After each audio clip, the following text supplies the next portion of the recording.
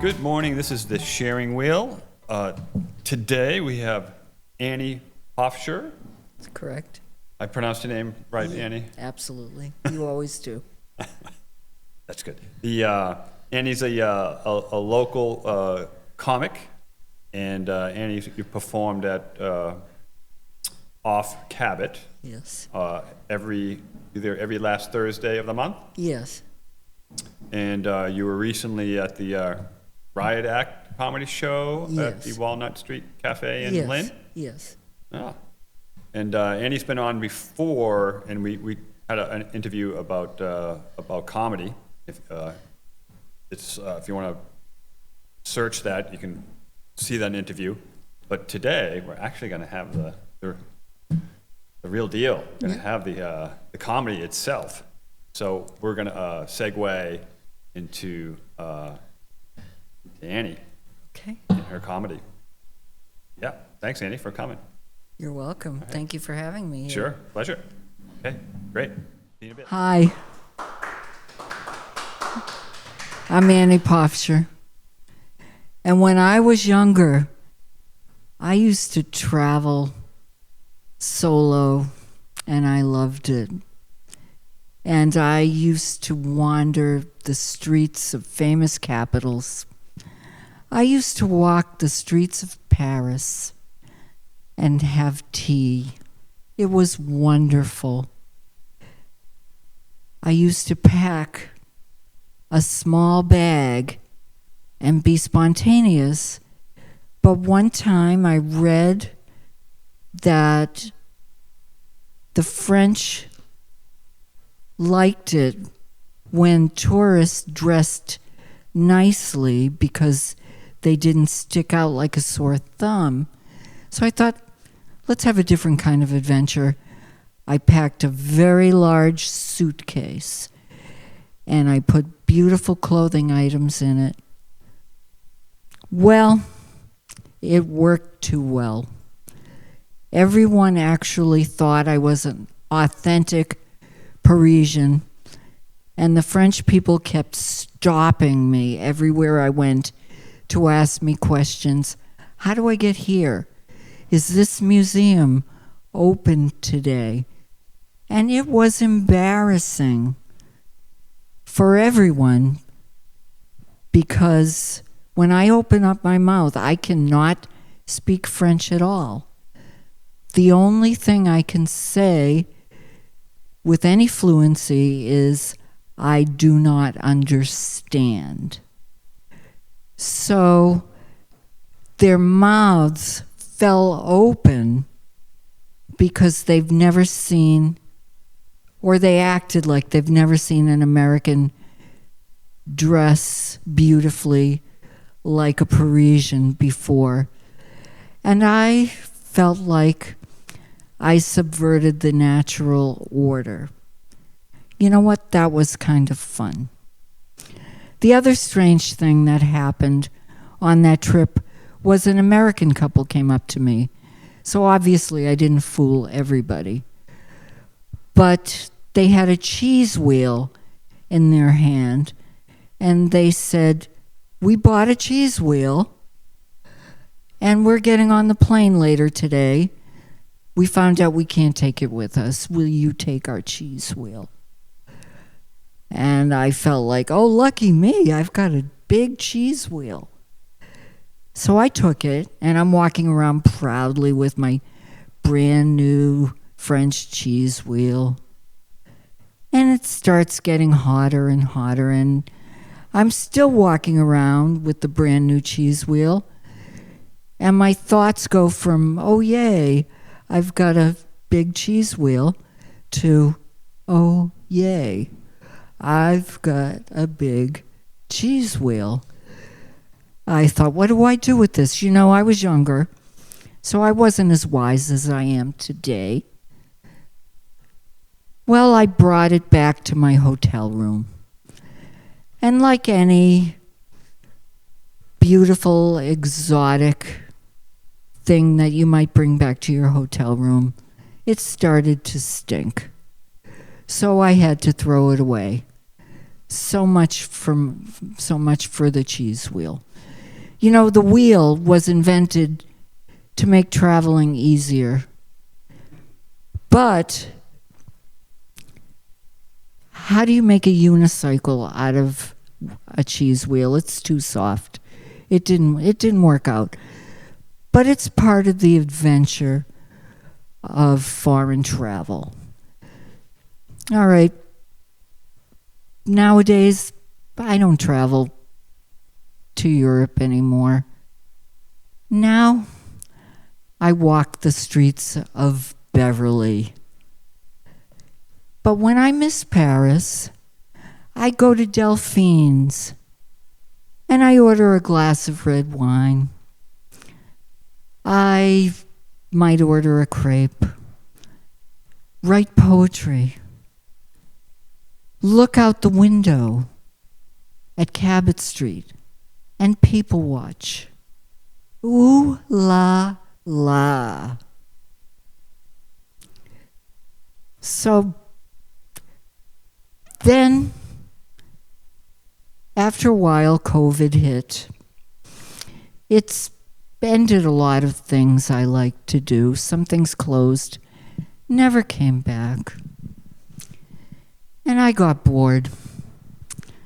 Well, I started seeing all these GoFundMe campaigns, and I came up with my own idea. It's called GoFundMe. Fun. I want to have fun. GoFundMe. And what does GoFundMe mean exactly? It means you get a nanny, you get a nanny, you get a nanny, you get a nanny, you get a night with Annie, you get a night with Annie, you get a nanny. You are the luckiest people. You know why? I bet you don't know this about me, but I used to dance on tables. I would jump up there, no problem. Now it would take 3 of you to hoist me up there, but I'm still game to do it. I remember this one time, there was a big table, so I invited a young guy to dance up there with me. We did a swing dance. He twirled me around. I was having the time of my life. And then, after the song was over, he regretted it and he yelled out, "She made me do it." Well, I was so embarrassed. I felt so rejected. What a rube. I funded him, and he cracked under the pressure. But years have gone by.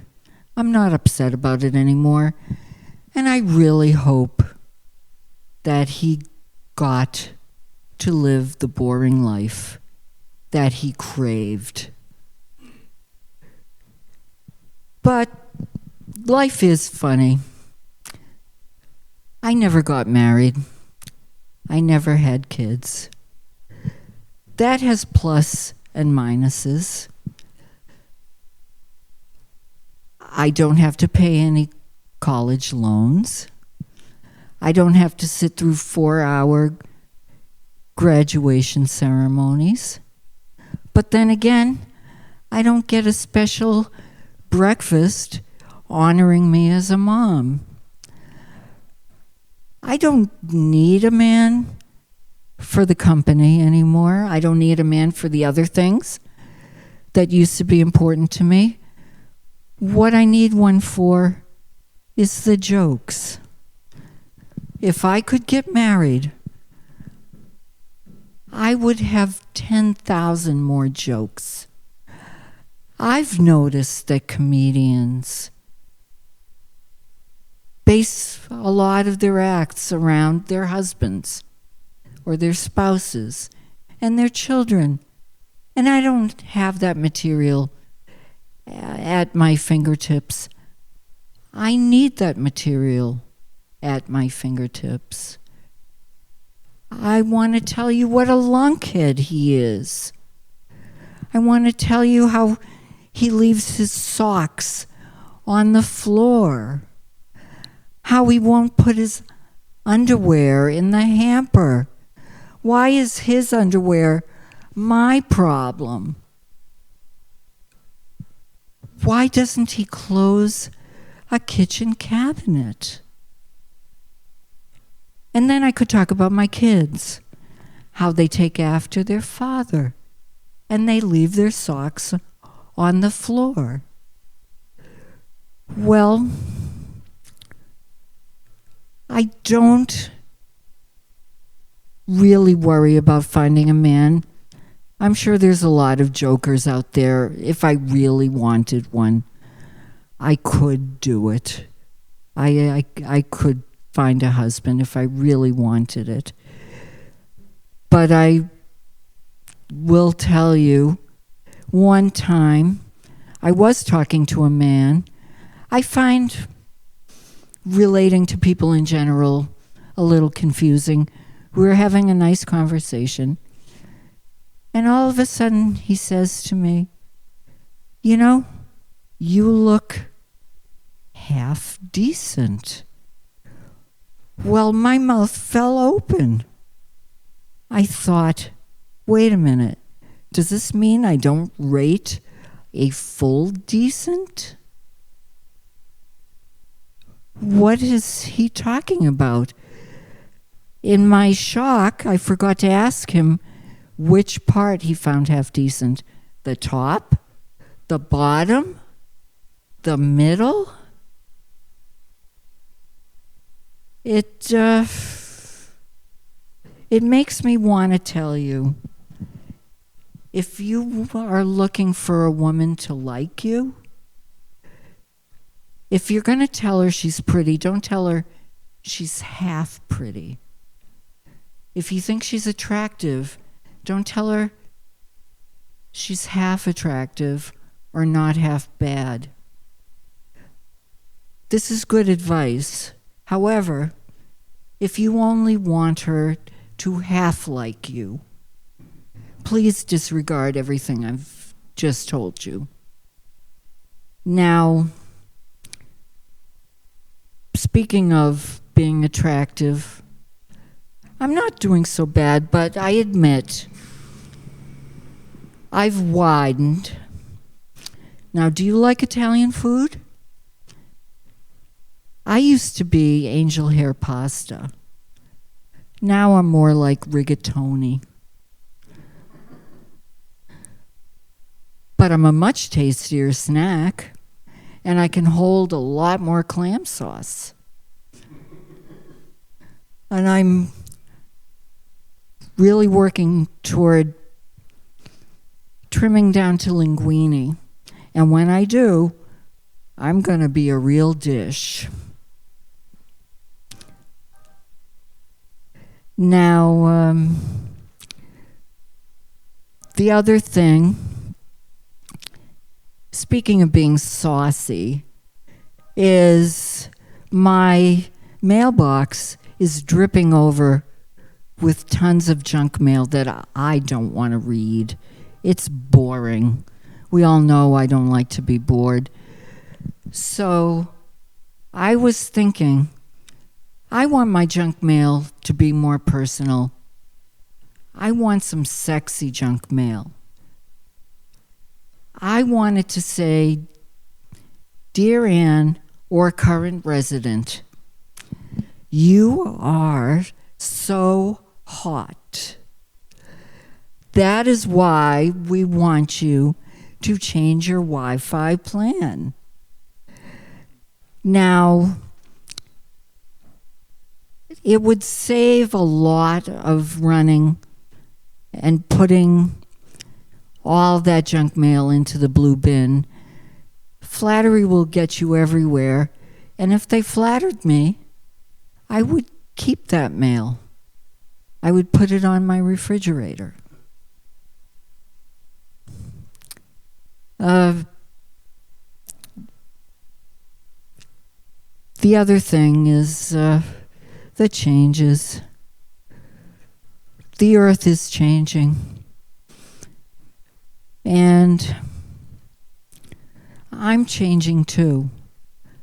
The earth can shake for no reason. Sometimes I shake for no reason. Sometimes the earth heats up and gets uncomfortable. Sometimes I heat up and get uncomfortable. Sometimes the earth covers over with too many clouds and the sun can't shine, or it seems like the sun can't shine. Sometimes I get clouded over and I can't shine my sun either for a while. So I feel like saying to the earth, girlfriend, I know exactly how you feel. And thank you very much. You've been a great audience.